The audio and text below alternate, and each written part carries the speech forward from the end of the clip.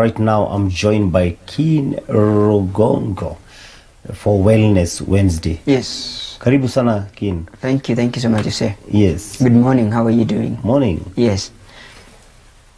Oh. Sasa unataka nianze kunini ndio niintafie na nini sasa? Na nini, usikwaza hata unge sawa tu basi, ni sawa. Leo nilikuwa nimesikiza sana. Yes. I felt like you are very in the story leo. You had an amazing story about so many things that God can do in your life. And you know, kuna vitu zenye pastor hakuguza.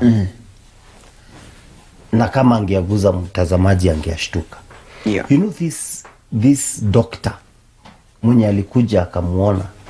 Do you know hakuwa amekuja kumuona? This is a doctor who landed wale wenye wanatoka kama juu. Amekuja to see such a doctor, you pay like 60,000 consultation fee. So this doctor came. Huyu jamaa alikuwa amewekwa kama 5 hours. Na kuna hospitali alikuwa amekataliwa.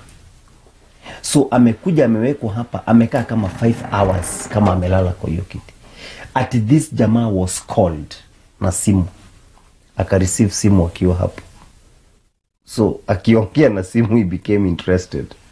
Somebody that you pay a lot of money kumuona akawa interested na huyu mtu.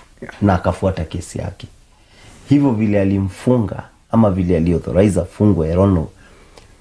From there wakati alipona, huyu jamaa ni evangelist.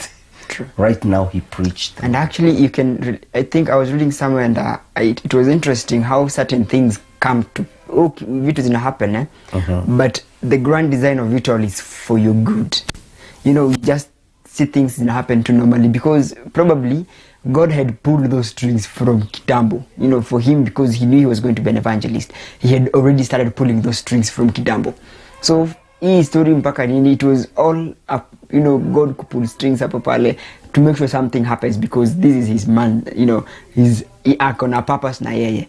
So sometimes you see things that happen too, but you look at them and you're like, easy as jaza size. This has been orchestrated from a very long time. Yes. And it's very important that you get to understand that what God can do is just amazing. It's amazing. So God can do amazing things. Yes, and I hope you're doing well this beautiful morning. Yes. Yes, and also you cannot be filled until you are empty. Yeah. Na awezi, you cannot be meant until you are broken. True.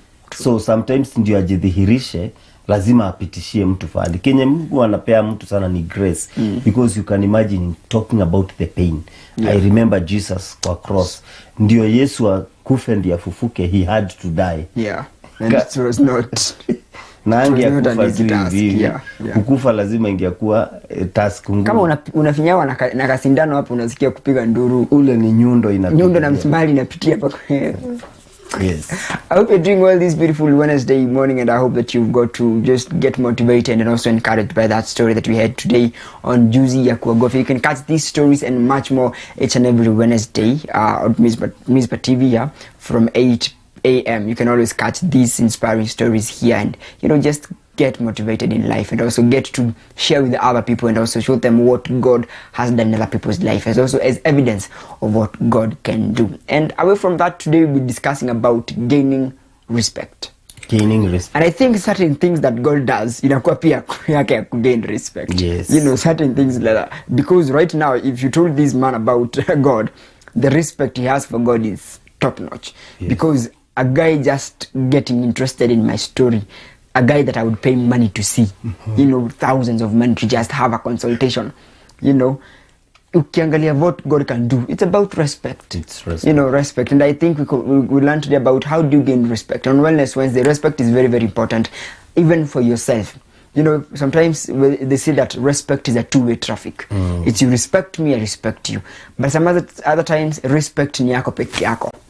You also have to respect yourself. In as much as you're respecting other people, people respect you kulingana vile umejirespect.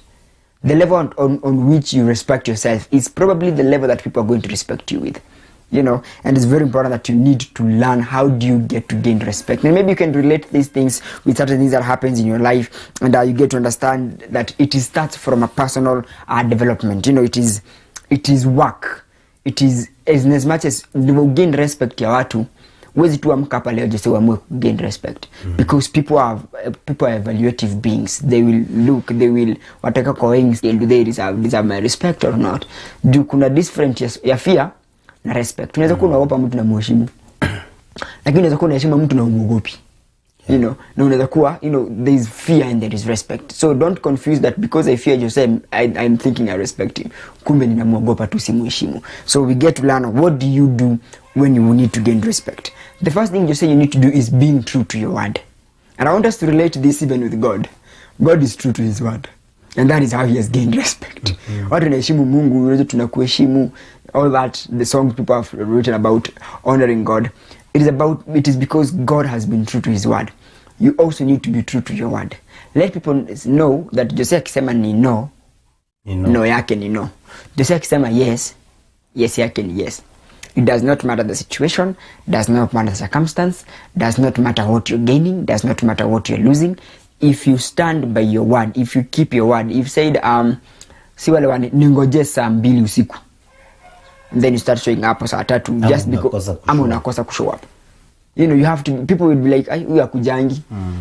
I remember we went somewhere, an event was supposed to begin at 8 and people were like, somebody, itaanza saa 3. Why?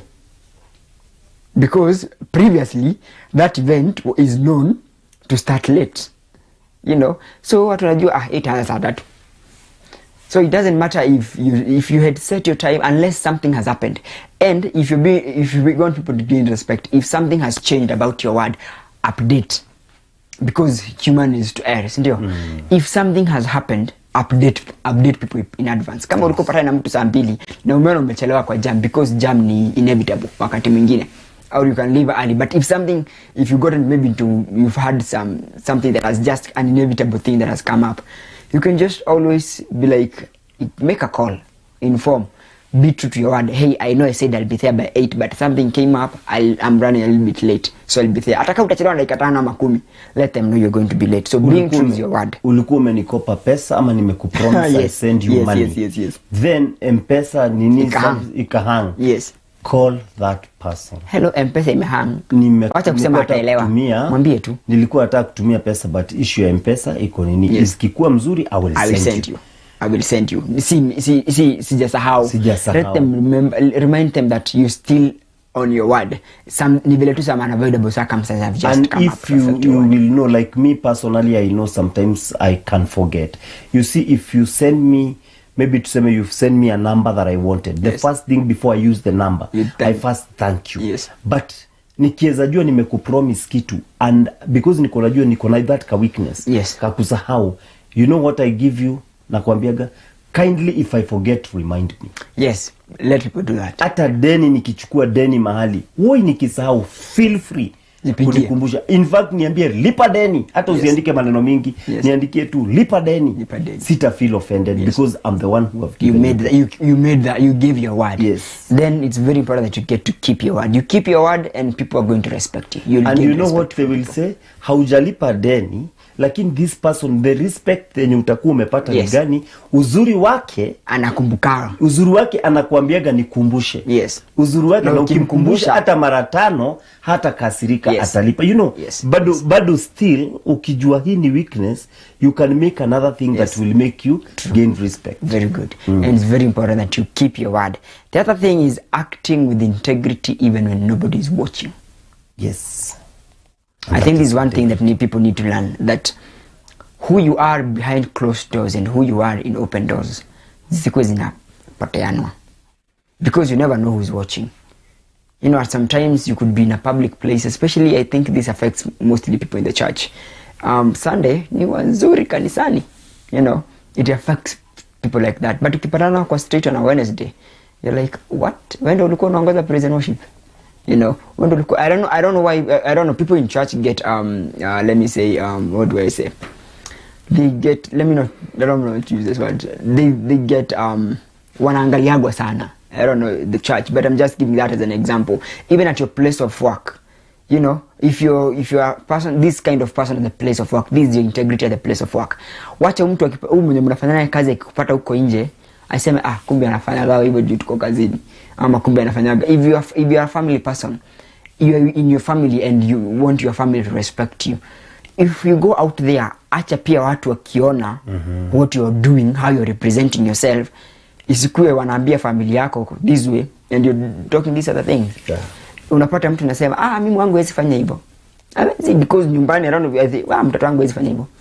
But I remember one time unapata mtu wangu hawezi fanya hivyo, and then anapatana huko nje chenye anasema hawezi fanya ndicho anafanya, because at home this child probably has done some kind of way that is different from how they do it out there. So when nobody is watching, especially when your circle of people, your circle of friends, your people at work, your circle of work, when they're not watching, what do? For you to gain respect, you need to maintain that integrity. Let people know nyumbani na kazini na hapa ni mtu moja. And wacha nikupe mfano moja yenye najua inatumikaga sana na nobody will ever know, but we mwenyewe itakupea tu hiyo. Yes. Utaonyeshana we ni mtu wa integrity. Yes. Can I tell you, na nikuwe radical, kwenda kujisaidia kwa zile choo za do, kujisaidie juu. What do you do?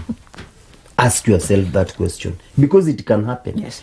You know, kuna mtoto nilikutana na yeye mahali amejisaidia kwa hiyo choo, and ni mtoto mdogo. You know what that kid did? Tulikutana na yeye, mimi naenda kwa choo, akaniambia, uncle, don't go fast. I've messed there. Yes. I want to come and clean. Yes. You know, hata hakuambie mtu, ni ile tu tumekutana na yeye na kwa sababu ukienda huko kabla sijachangamka itakuwa fit. I have messed there, I want to clean. So I'm like, okay. Kakaenda kakakuja maji na bucket, akaenda akamaliza, akaniambia, je, you can go now. This yani huyu mtoto akitoka hakuwa jifiche, alikuwa akuje, I have done wrong. Yes. Aende abebe hiyo mesi yake, ajiklinie. Ni watu wangapi saizi umeenda kwa jirani haukuitisha hiyo bucket?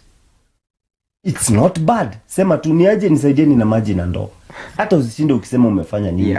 Do it even when people are not seeing you.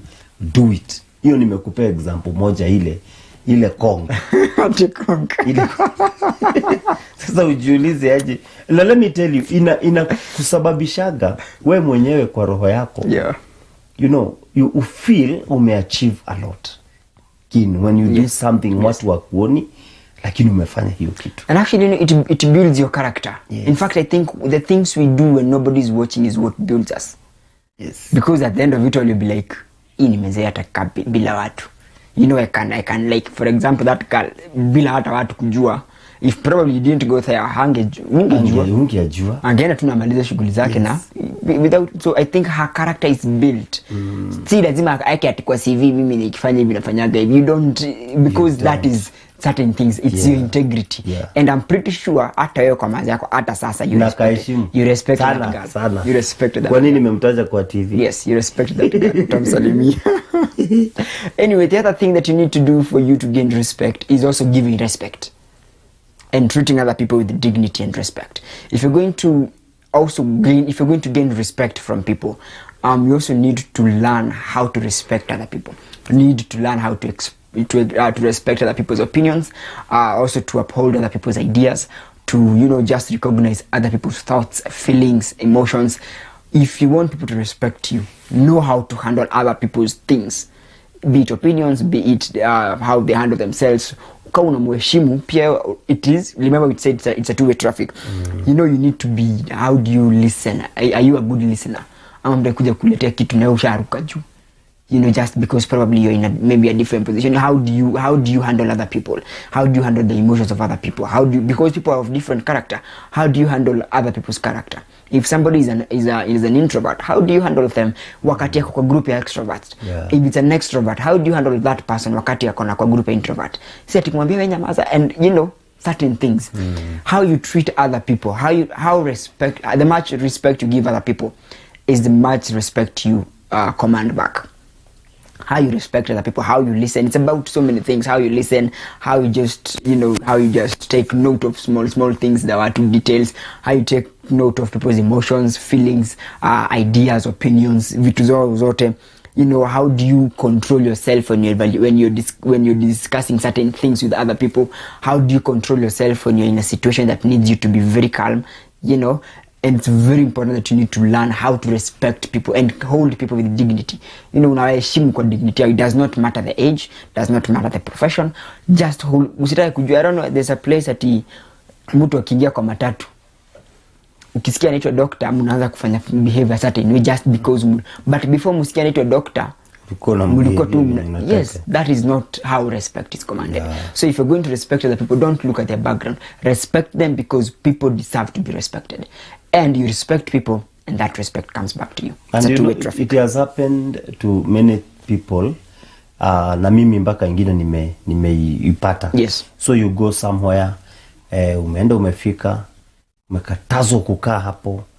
Okay, na in a very arrogant way. Yes. Ama maybe umeenda ukauliza tu kitu kwa heshima. Maybe sometimes umeenda ukauliza, mimi nimenihapenia. You go to the service providers, ni kwa harusi, so you go and meet, uko njaa kidogo. Yes. Hauko umekula, uko unaenda unakuta caterer, your fellow service provider, so request kindly, I'll be the MC kwa hii event.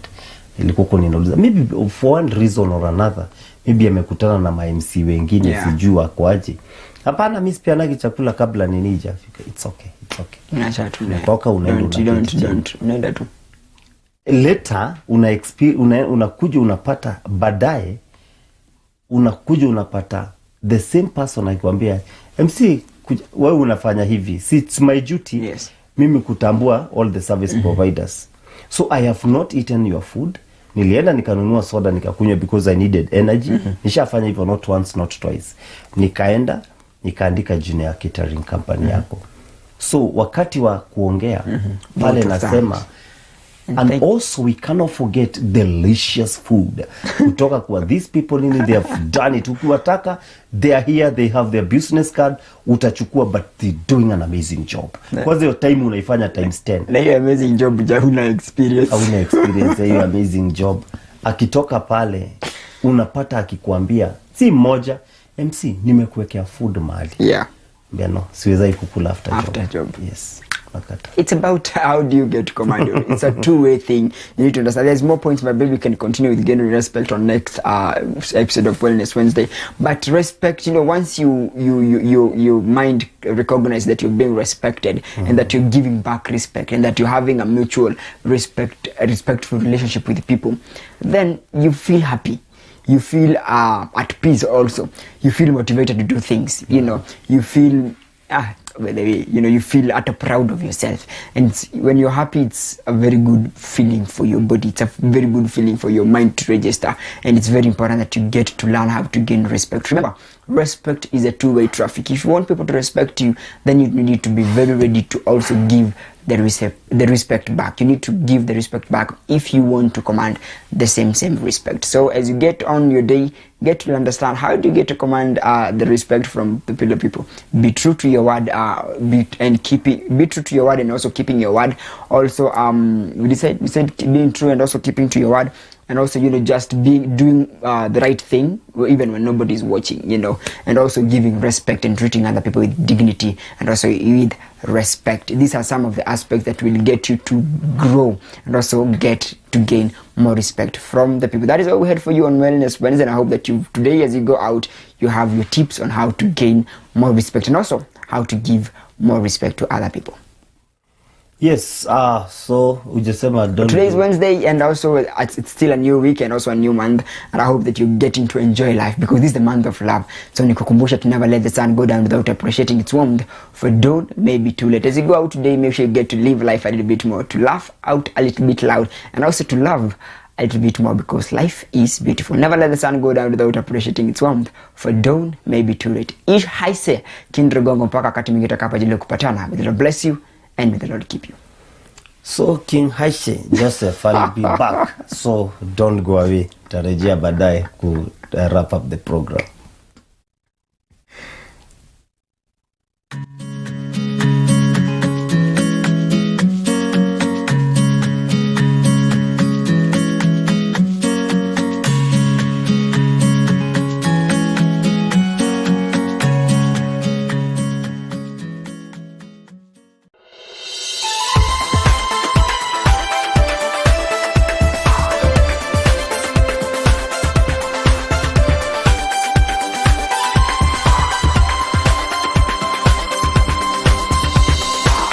Mizpah TV, keeping the fire of the altar burning.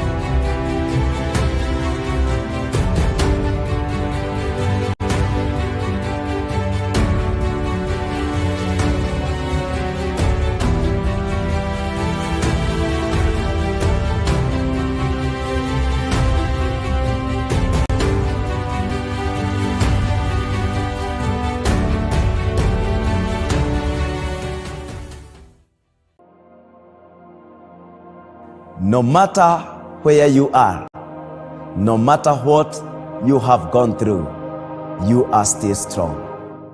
We are here to pray with you and for you. For there is hope for a tree that is cut. We are here to be a light and a beam of hope in your family and career life. Join me, Pastor Peter Iregi, Dennis Ole Jesus Kimani, every Monday, Tuesday, and Wednesday, 6 p.m. to 7 p.m. as we stand in the gap in prayer for you. This is Beam of Hope, where we keep hope alive.